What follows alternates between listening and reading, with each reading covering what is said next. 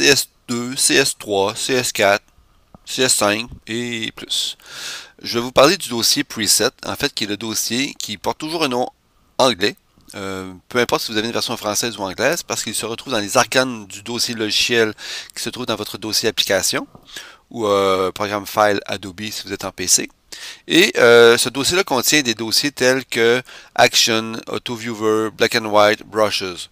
Nous allons nous attarder sur le dossier Brushes et Custom Shape.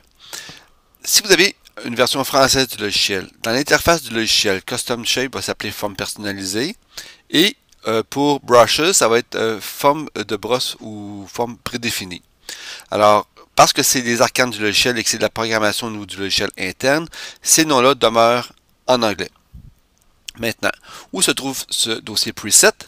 Il se retrouve dans le dossier de l'application. Dans ce cas-ci, en Macintosh, c'est le disque dur Macintosh HD, dossier application, dossier Adobe Photoshop CS 5.1 ou la version que vous avez, et le dossier preset. Maintenant, nous allons nous attarder sur le dossier Brushes et Custom Shape que j'ai tout à l'heure mentionné. Alors, dans un document comme celui-ci, un document 8,5 à 300 pixels par pouce, j'ai créé une forme personnalisée ici. Donc, j'ai copié-collé d'Adobe Illustrator un élément vectoriel et simplement en copiant, il me dit que je peux créer une forme personnalisée. J'acquiesce et je l'appelle étoile. Maintenant, je peux déliter ça.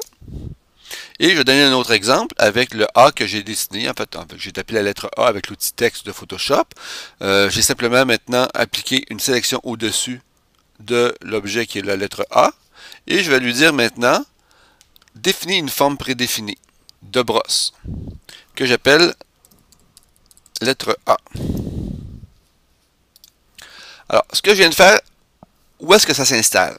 On peut le voir dans Édition, Gestionnaire des paramètres prédéfinis ou Preset Manager, si vous avez une version anglaise.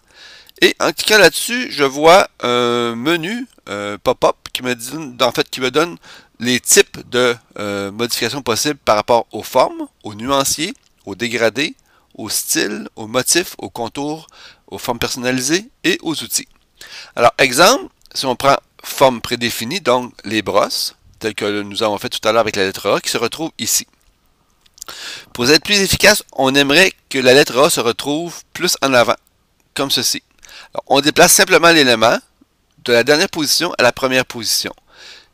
Idem pour la fonction forme personnalisée, où nous allons choisir la forme créée de la dernière position à la première position, comme ceci. Maintenant, quand on dit gestionnaire des paramètres prédéfinis, c'est qu'il y a déjà des éléments prédéfinis fournis par Adobe. Mais, exemple, moi j'ai des fichiers qui s'appellent underscore CS001 jusqu'à CS S_CS FM1.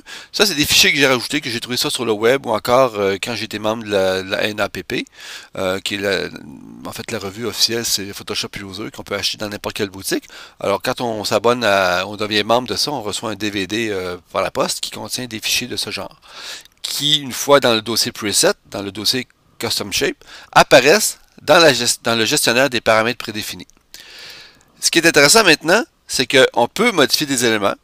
Donc, si, exemple, ce que j'ai ajouté dans Custom Shape soit forme personnalisée, je clique ici, je peux supprimer, ou je peux prendre celui-ci et le renommer, ou encore prendre un groupe d'éléments et enregistrer cet élément-là comme, exemple, logo d'entreprise, ou c'est à moi de faire mon propre groupe, et d'après ça, créer des ensembles que je pourrais même offrir sur le web, sur un site web qui vous est propre, etc. Donc, forme personnalisée, contour, outils, dégradés, nuanciers et formes sont des éléments modifiables par le gestionnaire des paramètres prédéfinis. C'est à votre tour.